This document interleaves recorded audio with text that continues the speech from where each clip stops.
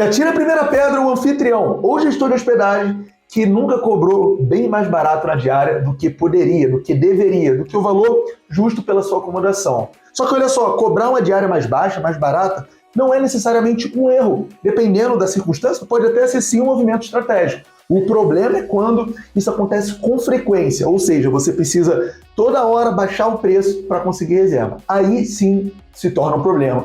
E se eu te contar que existem dois tipos de hóspedes que pagam diárias mais caras? E olha só, não é só isso. Além de pagar diárias mais altas, mais caras, esses hóspedes viajam com mais frequência e costumam tomar mais cuidado com a acomodação. Parece até história, não é mesmo? Mas é isso que eu vou ensinar na aula de hoje. Que hóspedes são esses que pagam as diárias mais altas e como você pode e deve atrair esses hóspedes para a sua acomodação. Quer conferir só? Solta a vinheta e vem comigo!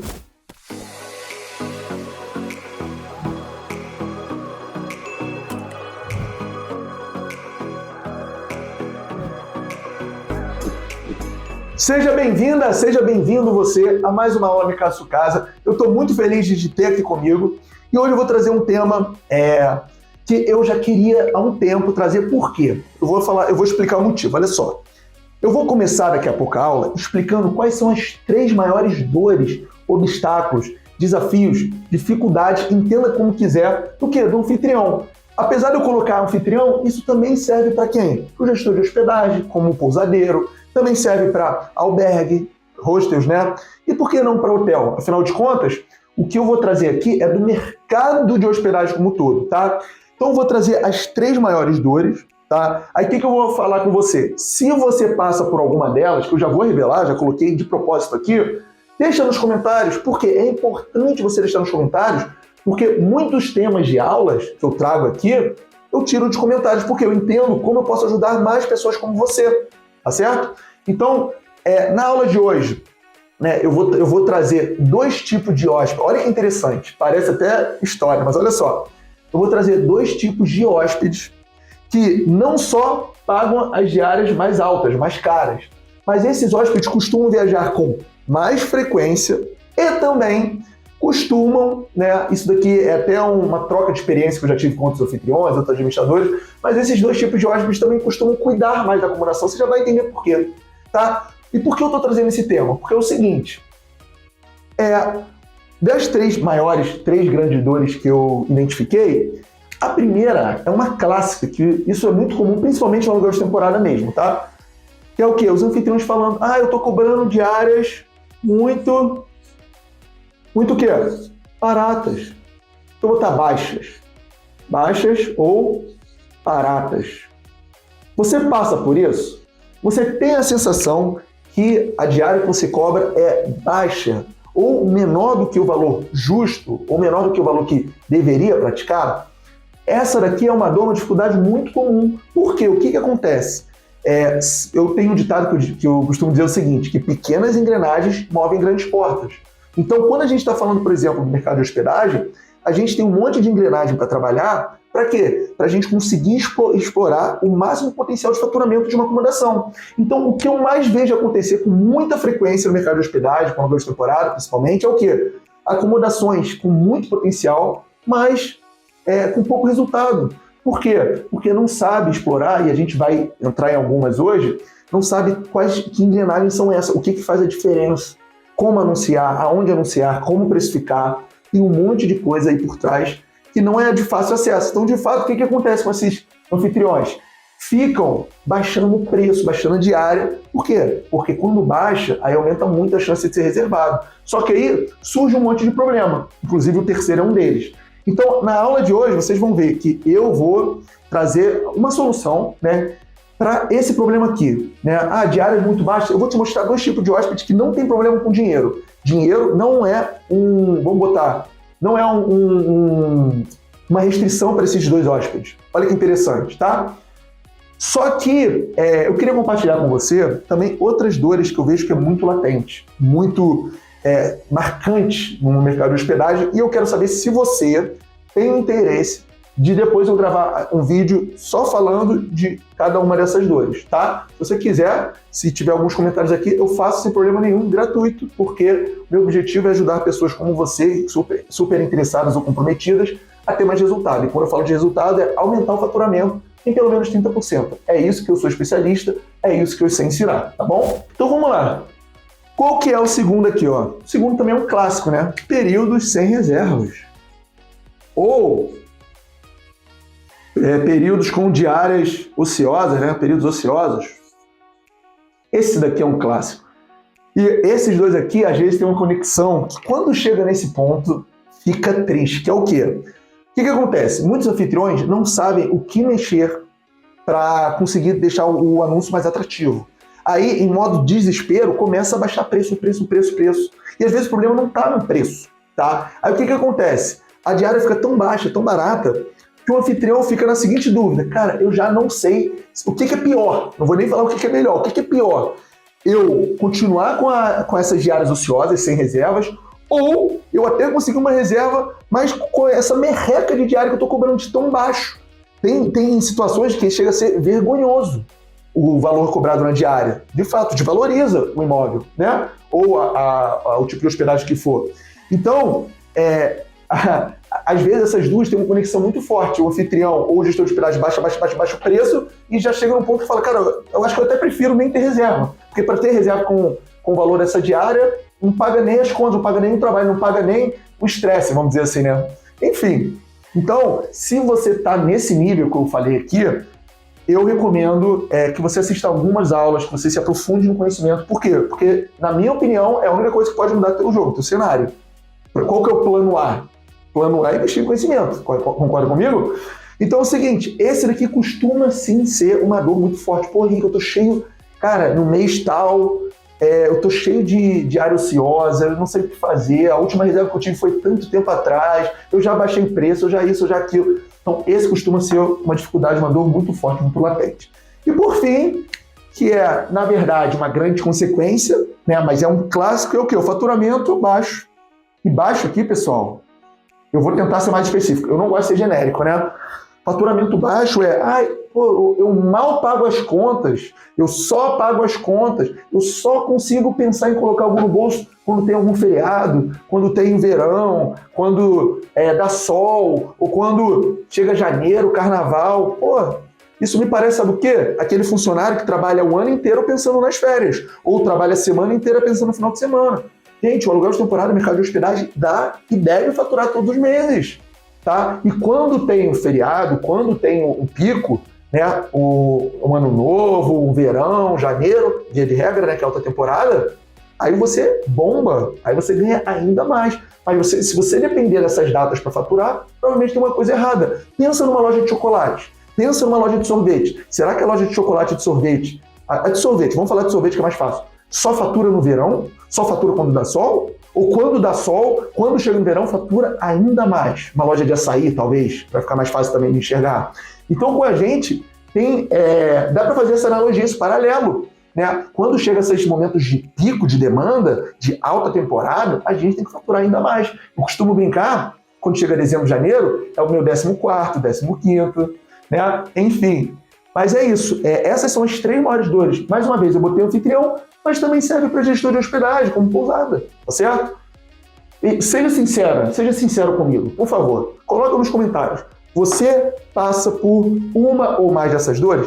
Me fala quais. Por quê? Se eu identificar um padrão aqui, eu vou pegar o conteúdo e vou começar a fazer mais vídeo, mais conteúdo para ajudar você, se tiver em algum dessas 3. Porque você me ajuda a te ajudar. Se eu sei aonde você está precisando mais de ajuda, eu vou te ajudar. Lembrando que o conteúdo que o Mi Casa Sua Casa gera, né, produz, é para ajudar anfitriões, ensinar anfitriões e gestores de hospedagem a faturar mais. Tá certo? Gosto de ser muito claro porque é isso que você vai encontrar aqui no canal. Combinado? Então vamos lá. Agora é hora da gente atacar essa dor aqui, que na minha opinião é uma dor muito forte, uma grande dificuldade da maioria dos anfitriões, e eu quero te ajudar a resolver isso. Sabe por quê? É até legal compartilhar isso, porque eu comecei nesse negócio em 2016. E em 2016, 2017, eu também sofri muito com isso.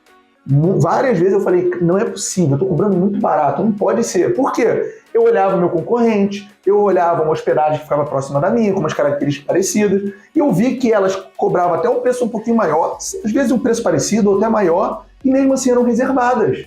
Falei, como isso? A minha acomodação é muito igual ao nível. A acomodação é bem similar. Como ela, cobrando uma diária até maior, consegue ter reservas e eu não. Então, a partir dessa observação, eu comecei a entender que tinha uma coisa por trás que eu não estava enxergando. E aí, depois de anos, né, me aprofundando, estudando, eu consegui entender o que é. E aí eu vou te ajudar com isso agora, tá bom? Então, vamos atacar esse problema e você me promete que vai colocar aqui embaixo qual dessas 3 dificuldades você passa. Combinado? Então, vamos lá. Qual é a primeira aqui? Opa! Então, é o seguinte, olha só. Minha diária está muito barata. Isso é um clássico, a gente já falou aqui. E eu quero começar com um ditado. Não é necessariamente um ditado, é uma frase que eu bolei, vamos dizer assim, eu trouxe porque eu acho que pode ajudar a gente a abrir a cabeça e enxergar algumas coisas, que é o seguinte. Se você entender isso, já meio caminho andado, tá? Vamos lá. O preço, aqui no caso é o quê? O preço cobrado na diária. O preço do trabalho é o quê? É um reflexo, tá? E aí eu vou voltar para aquela história que eu ainda não terminei. Quando eu comecei lá em 2016, 2017, eu também, por vários momentos, eu percebi que eu estava cobrando mais barato que eu poderia, que eu deveria. Alguma coisa me dizia, essa diária tá barata, mas você não sabe o que é. Beleza, eu fiquei com isso na cabeça. E aí, hoje, né, a gente já está por alguns anos aí para frente, hoje eu tenho uma outra sensação, de verdade. Hoje, eu olho para a diária praticada e penso, eu jamais imaginaria que conseguiria cobrar esse valor. Eu jamais imaginaria. E por que eu estou falando isso para você? Porque o preço, a diária que a gente cobra, é um reflexo do trabalho. O preço é uma ponta. Se a gente está cobrando muito barato no preço, se a gente está precisando sempre mexer no preço, é um claro sinal, é um claro sintoma que a gente tem algumas coisas para fazer, algumas engrenagens para apertar. Tá? Eu vou falar algumas aqui, mas não é assim que eu vou conseguir te ajudar da melhor forma. Só vou falar para abrir um pouco a cabeça. Provavelmente as fotos, provavelmente aonde você anuncia, você já anuncia na Booking, como você anuncia, se você anuncia no Airbnb, as configurações você bota lá dentro. Dentro de configuração tem um monte de coisa, tem título, tem calendário, tem restrição, tem a própria foto, tem a precificação. Falando em precificação, como você precifica, a hora que você altera, como você olha para a sua precificação e sabe o que precisa alterar.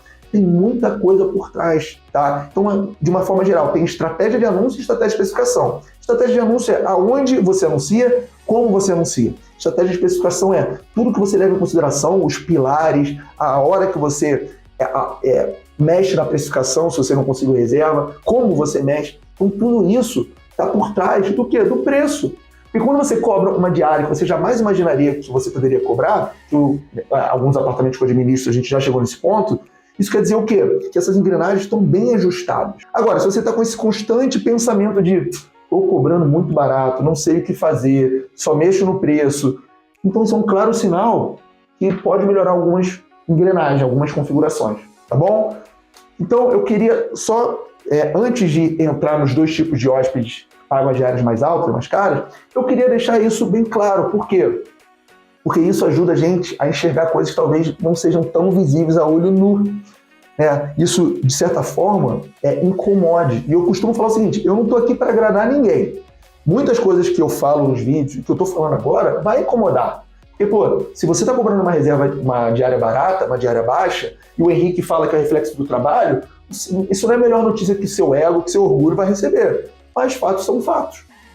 Quando a gente fica mexendo muito no preço e só olha para o preço, é um claro sinal que tem algumas coisas que dá para a gente fazer. Por exemplo, as suas fotos são profissionais? Ou você tirou você mesmo no seu celular? Qual é a política que você escolheu para sua acomodação? Você anuncia no Airbnb, anuncia na Booking? Quais restrições você colocou? Qual é o mínimo de diárias que você aceita?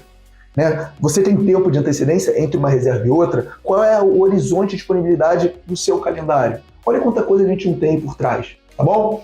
Só falei algumas aqui só para, mais uma vez, abrir a nossa cabeça. Então eu acho legal você ter isso daqui em mente, porque vai por mim. No primeiro momento, provavelmente vai doer, porque se você entender isso, você pode olhar para o seu trabalho e pensar, poxa, realmente tem algumas coisas que eu tenho que melhorar. Isso pode doer, não é uma notícia que o nosso ego, o nosso orgulho gosta de receber, mas eu não estou aqui, mais uma vez, para agradar ninguém, eu estou aqui para te ajudar, tá bom? E aí, vamos lá, beleza. Henrique, considerações feitas. O que é legal a gente pontuar aqui, ó? Lembra que eu te falei que existem 2 tipos de hóspedes que pagam as diárias mais altas, mais caras? Vamos, antes de entrar, que hóspedes são, quais hóspedes são, eu quero pontuar 3 características dele, que eu até já falei aqui. A primeira é, pagam diárias mais altas. Vocês vão entender por quê, tá? É interessante porque um desses tipos de hóspede não são eles que pagam as diárias, a reserva, você vai entender já por quê. E o outro tipo de hóspede é um hóspede que normalmente tem um poder aquisitivo maior. Você também já vai entender por quê. Então, olha que interessante, a gente entendendo isso e a gente trabalhando, pensando nesses hóspedes, a gente pode pensar formas de atrair, de deixar nossas acomodações mais atrativas para esses hóspedes. É isso que a gente vai procurar aqui. O que você acha? E outra coisa, também já falei, ó, além disso, olha que legal, esses hóspedes viajam com mais frequência, certo? Eles viajam mais vezes, tá legal? Você também já vai entender por quê. Para um desse tipo de hóspede, viajar como eu vou dizer, é um baita de um programa, é quase que sinônimo de qualidade de vida. Enfim, eu arrisco dizer que para um desses tipos de hóspede, viajar é uma das coisas que mais valorizam. E o outro tipo de hóspede, você vai entender, viajar faz parte, tá? Faz parte ali da rotina, não quero dar muito spoiler. E por fim, isso daqui não tem dados que comprovem, tá? Mas eu conversando com os anfitriões, com os alunos, com grandes administradores de acomodações, foi um padrão, olha que interessante, que a gente descobriu. Costumam cuidar da acomodação, tá? Costumam ter mais zelo, ter mais cuidado, ter mais até carinho, tá? Também já vai entender por quê. Parece bom demais para ser verdade, né? Mas eu estou aqui para compartilhar isso com você. Quero que a gente construa e costure raciocínio juntos. Por quê? A minha didática aqui, eu tento fazer com que você vá me ajudando a construir, porque assim você vai conseguir memorizar, você vai entender. E uma vez que você entende, fica mais fácil de aplicar, de colocar a mão na massa. Tá bom? Então, ó, considerações feitas. Vamos entender qual é o primeiro tipo de hóspede que paga diárias mais caras e como atraí-los, né? Porque não adianta saber se a gente não tem estratégia para atrair. Então, vamos lá. Primeiro tipo de hóspede começa com C. E olha só, aqui eu coloquei algumas características e depois eu botei uma provocação, vamos deixar essa provocação para o final, tá bom? É o seguinte, ó, que tipo de hóspede viaja com frequência? Dinheiro, eu já estou antecipando, né? Ó, dinheiro não é problema, já vou colocar aqui.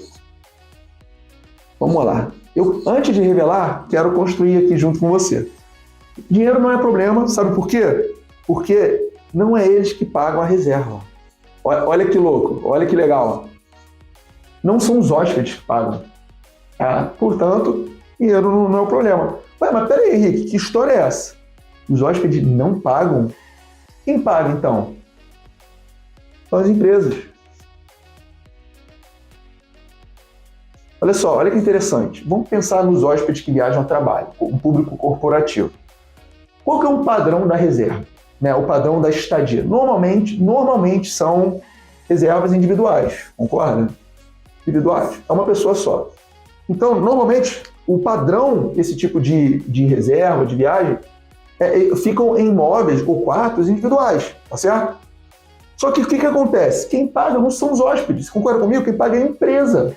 Então, quando é uma empresa, normalmente o orçamento maior, normalmente, né? E aí, o que pega aqui, que o preço não é o problema. Teoricamente, o problema é o quê? Que tem que atender alguns diferenciais específicos. Concorda? Os diferenciais são esses. Normalmente tem que ter uma internet boa, tem que ter uma área para trabalhar, uma estrutura de home office de escritório adequada. O que mais? A localização costuma ser muito importante. Você está viajando a trabalho, é legal ficar próximo de onde da empresa, da sede, do cliente, da reunião que você vai ter que fazer. Então, olha que interessante, a gente está falando de um público aqui que costuma viajar sozinho, individual, ou alugar imóveis ou quartos para uma pessoa. Não são eles que pagam, porque são as empresas, portanto, o dinheiro não costuma ser o problema, via de regra. Lembrando sempre que eu estou falando via de regra e não via de exceção, porque toda regra tem sua exceção. E aqui, o interessante é que são diferenciais específicos. Então, por exemplo, se eu quero atrair esse tipo de público, o que eu vou investir? Vou investir numa internet rápida, é fácil da gente fazer isso, não é tão cara. Eu vou investir numa estrutura de home office, O que eu vou fazer? Eu vou trabalhar meu anúncio para se vender isso. Então eu vou colocar no título a velocidade da internet. Eu vou colocar aonde? Nas fotos. Eu vou fazer o meu anúncio ficar atrativo para quando esse tipo de hóspede, tipo de cliente estiver procurando, ele ficar mais tentado, ele olhar para o meu anúncio e falar, opa, parece que isso aí me serve, parece que me atende. Tá? O que mais? Esse público viaja pouco ou viaja muito? Viaja muito. Então, olha que interessante. É um público que viaja com frequência e que o dinheiro não é um problema. Então, é um público interessante. O ponto aqui é que tem locais, tem regiões, tem cidades que atraem mais esses públicos, como, por exemplo, a cidade de São Paulo, certo? Mas, de uma forma ou de outra, depois que veio a pandemia, né, as empresas viram que dá para trabalhar, dá para ser produtivo, mesmo trabalhando remoto. Então, criou-se um novo público, chama Bleisure. Você sabe o que é Bleisure? Bleisure é a junção das palavras business, do inglês de negócios, mais pleasure, de prazer. Então, a pandemia, eu não sei se posso falar que criou, eu até acho que criou, mas se não criou, ela deu voz, ou eu realmente acho que criou esse público Bleisure, que é o público que pode viajar e trabalhar remoto. Porque existem as viagens a trabalho que a pessoa que está viajando precisa ir fisicamente à empresa, e existe o Bleisure que pode trabalhar da acomodação. Olha que interessante. Então, sua acomodação não necessariamente precisa estar em uma cidade igual São Paulo, que tem essa demanda por viagens por conta de empresa. Por quê? Tem que estar fisicamente lá. Mas agora, com o Bleisure, a pessoa profissional pode viajar para alguma acomodação, pode ser uma região até rural, mas que com a conexão à internet ela tem o potencial de trabalhar remoto. Por quê? Porque a pandemia provou que as pessoas podem sim trabalhar remoto e continuar tendo uma boa produtividade. Então, olha que interessante. No caso do Bleisure, tão interessante quanto é o seguinte, esse tipo de hóspede, ele costuma ficar uma estadia mais longa, porque o Bleisure normalmente é uma estadia com características de moradia. Então, inclusive, tem algumas amenidades que esse público valoriza muito, que é o quê? Estacionamento, velocidade e qualidade da internet, utensílios de cozinha, ar-condicionado, máquina de lavar. Por quê? Eles ficam muito tempo. Então, é uma estadia, é uma hospedagem com umas características até de moradia. Então, essas amenidades, essas comodidades, esses itens, se tornam muito atrativos. Olha mais uma coisa aí para a gente trabalhar, para a gente ficar mais persuasivo para esse tipo de público. Olha que interessante. Olha quanta oportunidade não está por trás. Né? Hoje em dia, a gente não precisa estar numa cidade que respira trabalho igual São Paulo. Agora tem esse Bleisure. E o Airbnb falou que após a pandemia, né, com a pandemia, a partir da pandemia, na verdade, de cada 4 reservas, ou seja, 25%, é reserva longa. O que é reserva longa? É a partir de 28 diárias. E normalmente quem pode ficar 28 diárias são as pessoas que podem trabalhar. Então, esse público Bleisure, ele é responsável por esse aumento muito grande nas reservas longas, o que é ótimo para a maioria das acomodações. Por quê? Reservas longas pagam mais alto, costumam cuidar da acomodação. Por que cuidam da acomodação? Porque ficam mais tempo. Então, olha que legal, olha que baita oportunidade a gente não está enxergando aqui. Resta a gente a fazer um trabalho, uma estratégia para ficar mais persuasivo, para ficar atrativo para esse tipo de hóspede reservar conosco. E agora eu vou para a provocação. Quando a gente fala de público corporativo, qual plataforma você acha que esse público mais usa para reservar? Você acha que é o Airbnb? Você acha que é a Booking? Você acha que é Instagram? Você acha que é o LX? Eu sou capaz de apostar que a Booking é responsável por grande parte da reserva desse público aqui. Do Bleisure, eu até concordo que é o Airbnb, tá? Inclusive, o Brian Chesky, o CEO do Airbnb, falou uma coisa interessante. Que as pessoas não se hospedam mais no Airbnb, as pessoas agora ficam. Como uma forma de dizer o seguinte, agora as estadias estão cada vez mais longas. Não estão aquelas estadias curtas, superficiais e rápidas, como normalmente acontece com hotelaria. Agora as estadias, a característica, o padrão da reserva, está se aproximando até de uma moradia. Então, no caso do Bleisure, concordo que é o Airbnb, mas no caso do público corporativo, a Booking é muito mais relevante. Inclusive, a Booking tem várias ações para o público corporativo. Quando a pessoa vai reservar, a Booking bota um botãozinho lá, vou viajar a trabalho, não vou viajar a trabalho. A Booking também faz outra coisa, olha que interessante. Para os proprietários, na verdade, administradores, anfitriões, tem alguns programas de incentivo que a Booking faz para chamar esse público. Tem um programa que chama Bom para Trabalhar, que a propriedade precisa cumprir uma série de critérios. Para quê? Para a Booking dar destaque quando a pessoa estiver procurando um lugar a trabalho, tá certo? Então, a própria Booking sabe da existência desse público, sabe das características, que viajam mais, que costumam gastar mais, né? E aí a Booking faz algumas ações na sua plataforma para quê? Para as acomodações que quiserem terem mais tração, se tornarem mais persuasivas para esse tipo de cliente, para esse tipo de hóspede. Não é interessante isso? Então, o que eu costumo falar, até para muitas pessoas, muitos anfitriões que são inseguros de anunciarem na Booking? Quando você não anuncia na Booking, você fecha as portas para um público que é muito relevante, um público que não tem problema em pagar uma diária relativamente mais alta. Tá? É um público que está acostumado, né, a esse tipo de despesa, está acostumado a reservar, a viajar, a hospedar, e de regra, dinheiro não é um problema, até porque quem paga é a empresa. Então, se você não anuncia na Booking, olha que você está abrindo mão desse público. Tá? Então, é uma forma de ver quando um anfitrião só anuncia em uma plataforma. Eu conheço anfitrião que só anuncia no Instagram. Falo, caramba, coloca no Airbnb. E a maioria costuma só anunciar no Airbnb. Por quê? Porque no Airbnb é fácil de mexer, porque no Airbnb traz resultado, porque o Airbnb é uma navegabilidade boa, intuitiva, tem, né, uma série de benefícios. Aí o Airbnb acaba se tornando a zona de conforto.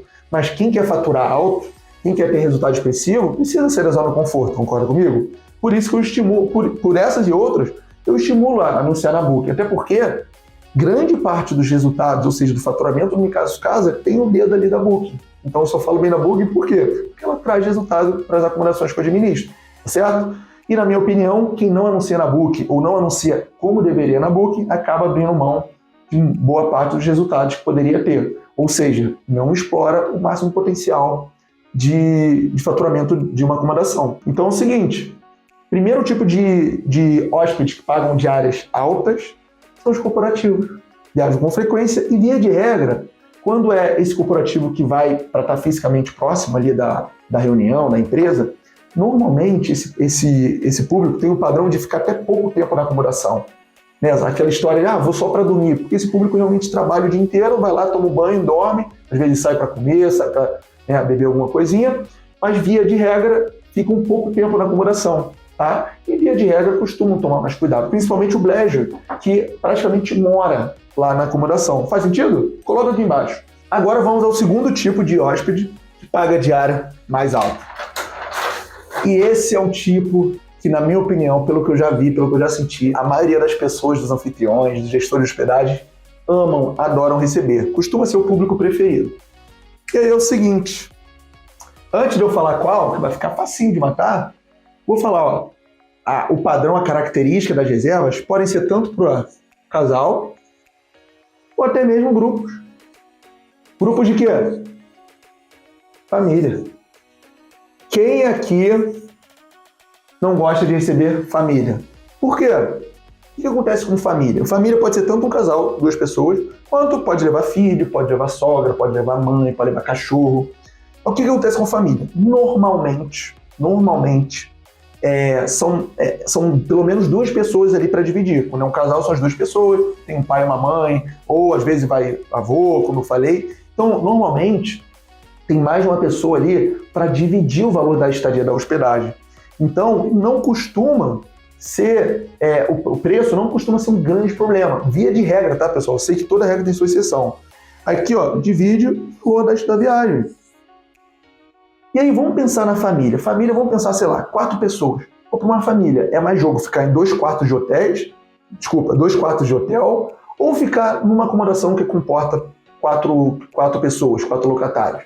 Uma acomodação. Então, no caso do aluguel de temporada, a família fica ainda mais atrativo. Por quê? Dá para todo mundo ficar na mesma acomodação e, via de regra, ainda pagando mais barato do que se fosse ficar em hotel. Então, olha que baita oportunidade a gente tem, tá?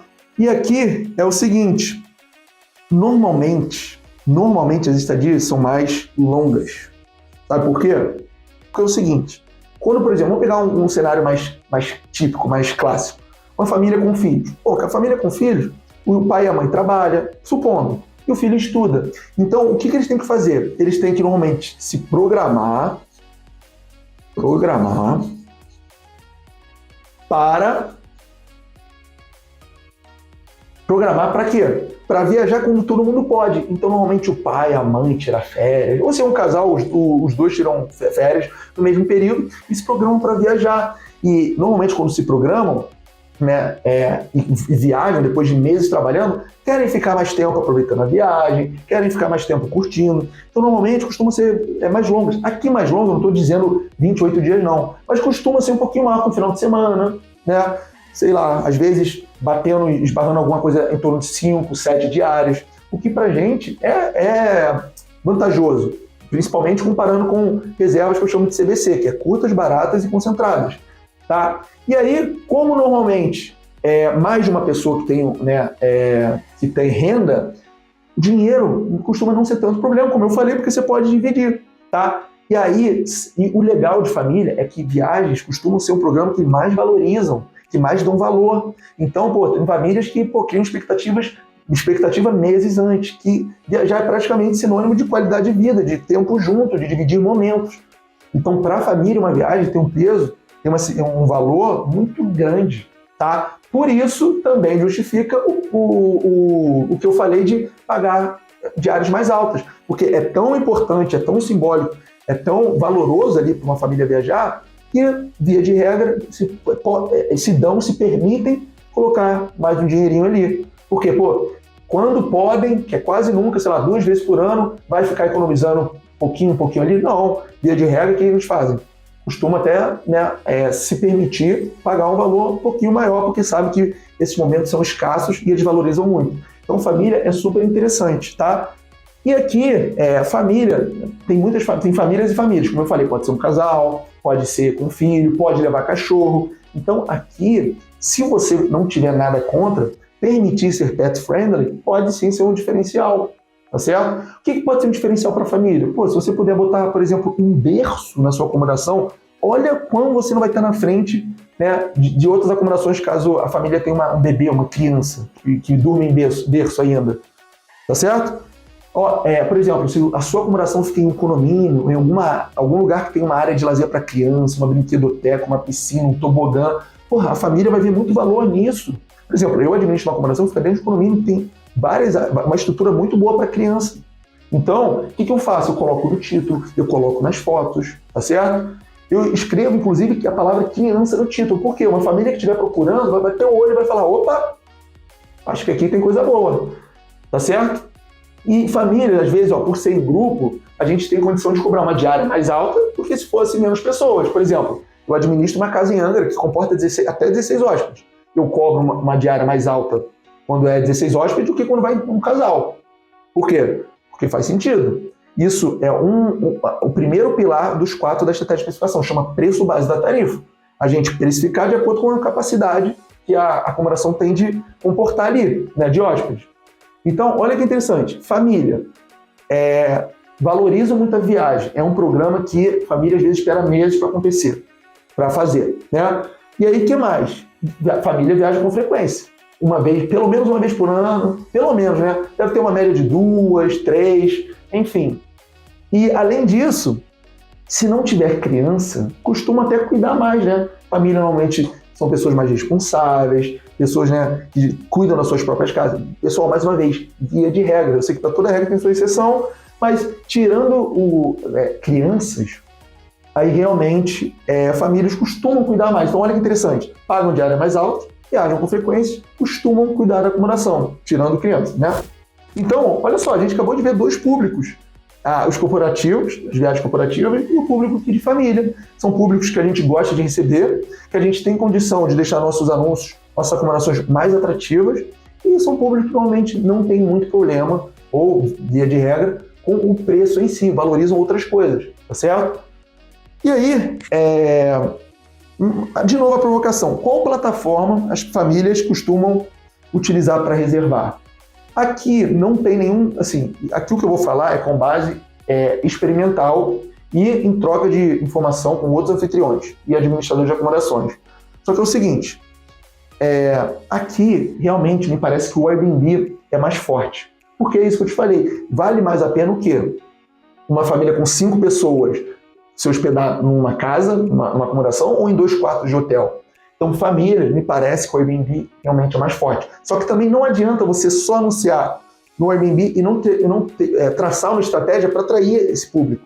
Então, aqui tem um monte de coisa. Você pode explorar o título, você pode explorar as fotos, você tem características aqui que famílias também valorizam. Eu te falei de berço, por exemplo, no apartamento, botar tela para criança. Tem algumas coisas que a gente pode e deve se preocupar para quê? Para deixar as acomodações cada vez mais atrativas para esse público.